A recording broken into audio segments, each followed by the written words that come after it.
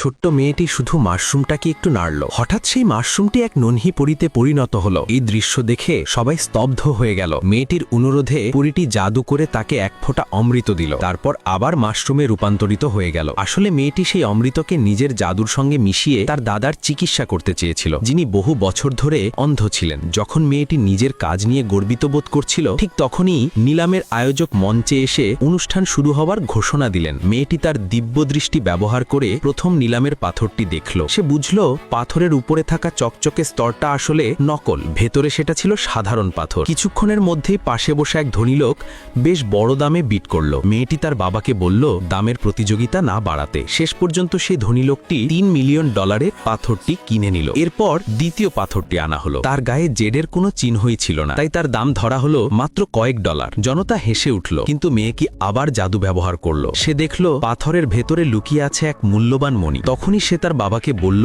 পাথরটি কিনতে। বাবা মেয়ের কথা বিশ্বাস করে দাম হাঁকালেন। কেউ আর বিট বাড়ালো না, কারণ সবাই ভেবেছিল পাথরটির কোনো মূল্যই নেই। ধনী লোকটি হাসতে হাসতে বলল, ও পাথর তো $1 দামেরও না। এক ধনী তরুণী প্রস্তাব দিলেন, দুইটা পাথর এখানেই কেটে দেখা যাক। সবাই রাজি হলো। ধনী লোকটি আত্মতৃপ্তিতে হাসল।